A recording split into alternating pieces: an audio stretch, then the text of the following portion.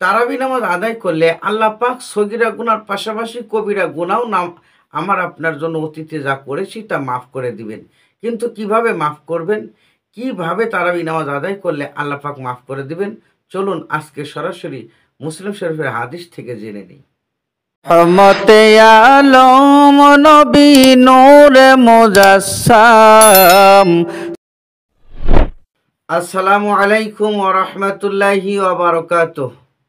ইন্নাল হামদালিল্লাহ ওয়াসসালাতু ওয়াসসালামু আলা রাসূলিল্লাহ। দূরের ও কাছের যে যেখান থেকে শুনছেন সবাইকে আন্তরিক সালাম এবং মোবারকবাদ। সম্মানিত দর্শক শ্রোতা, আমাদের সামনে মাহে রমজানের একটি মাস আগত। রমজান মাসে দিনে রোজা রাখবো, আল্লাহ পাকের দেওয়া ফরজ এটা আমাদের। আর রাতের বেলায় আমরা যে তারাবি নামাজ আদায় করি, এটা আমাদের প্রিয় নবী হুজুরপুর নূর সাল্লাল্লাহু আলাইহি ওয়াসাল্লামের দেওয়া সুন্নাত। এই সুন্নাত নামাজ এটা রসুলুল্লাহ সাল্লাল্লাহু আলাইহি ওয়াসাল্লাম নিজে আদায় করেছেন। রসুলের জন্য এটা নফল ছিল, নফল হিসেবে তিনি নিজে আদায় করেছেন এবং সাহাবীদেরকেও এই নামাজ পড়ার জন্য নির্দেশ দিয়েছেন। শুধু তাই নয়, যারা এই নামাজ পড়বে তাদের জন্য কি পুরস্কার রয়েছে তাও রসুলুল্লাহ সাল্লাল্লাহু আলাইহি ওয়াসাল্লাম ঘোষণা করেছেন। মুসলিম শরীফের মধ্যে একটি হাদিস এসেছে, আন আবি হুরায়রা রাদিয়াল্লাহু তাআলা আনহু, হযরত আবু হুরায়রা রাদিয়াল্লাহু তাআলা আনহু থেকে হাদিসখানা বর্ণিত।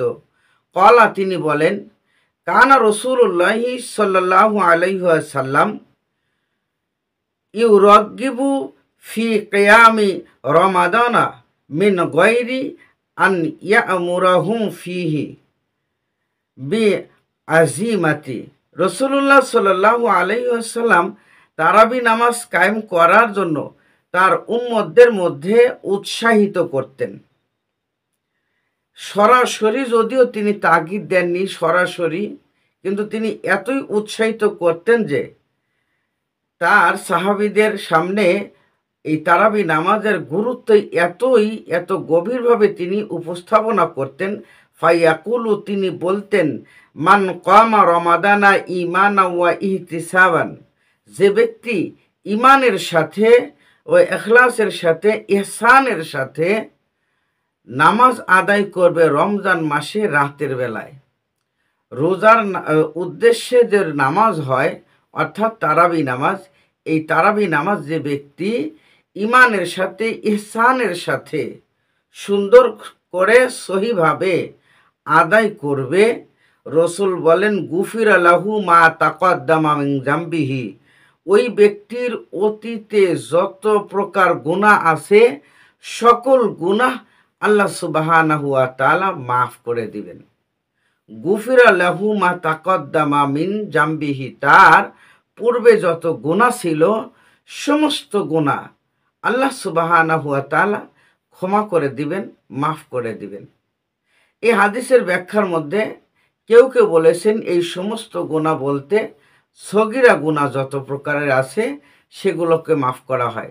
আবার কেউ কেউ বলেছেন না, সমস্ত গুনাই বান্দা যদি এই তারাবি নামাজ আদায় করে তওবা করে আল্লাহর কাছে, যে আল্লাহ আমি জীবনে যত পাপ করেছি, সগীরা কবিরা যত গুনাহ করেছি সকল গুনাহ থেকে মাফ চাই, তাহলে আল্লাহ সুবহানাহু ওয়া তাআলা তার এই তওবা করার কারণে তার জীবনের সব গুনাহই মাফ করে দিবেন।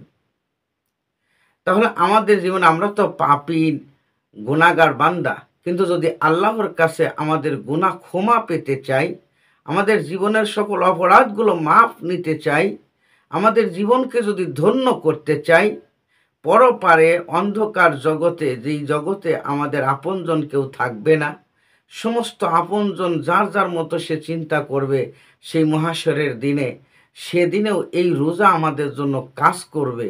আর এই রোজার মধ্যে যে তারাবি নামাজ পড়েছি, এই তারাবি নামাজের কারণে আমাদের অতীতের সব গুনাহ আল্লাহ মাফ করে দিবেন। যদি তওবা করি তাহলে কবিরা গুনাহ মাফ করে দিবেন। এত বড় একটা নিয়ামত আমরা যেহেতু পেলাম, এত বড় একটা গুরুত্বপূর্ণ আমল আমরা পেলাম, অবশ্যই আমাদের নৈতিক দায়িত্ব হবে রসুলের এই হাদিসকে পূর্ণভাবে বিশ্বাস করে একটা মাস তারাবি নামাজ আদায় করা।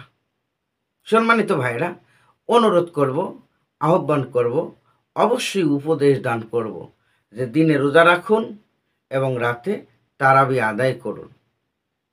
পরিশেষে আপনাদের কাছে একটি দাবি যে আমার এই ভিডিওটি যদি আপনি নতুন হয়ে থাকেন দেখার জন্য, তাহলে অবশ্যই আমার চ্যানেলটি সাবস্ক্রাইব করবেন। আর যারা সাবস্ক্রাইব করেছেন তেনাদেরকে অনেক ধন্যবাদ। পাশাপাশি লাইক, শেয়ার এবং কমেন্ট করবেন। ইসলামী ভিডিও আরও পেতে আপনারা বেল বাটনটি টিপে দিবেন। অবশ্যই অল সিস্টেমে ওই জায়গায় চাপ দিয়ে রাখবেন, তাহলে আমি যখনই কোনো ভিডিও ছাড়ি সেই ভিডিও আপনি পেয়ে যাবেন সবার আগে। আল্লাহ পাক আমাদেরকে তার রসুলের দেখানো পথ অনুযায়ী জীবন করার তৌফিক দান করুন। আমিন। ওয়া আখির দাওয়ানা আনিল হামদুলিল্লাহি রাব্বিল আলামিন। আসসালামু আলাইকুম ওয়া রাহমাতুল্লাহি ওয়া বারাকাতুহু।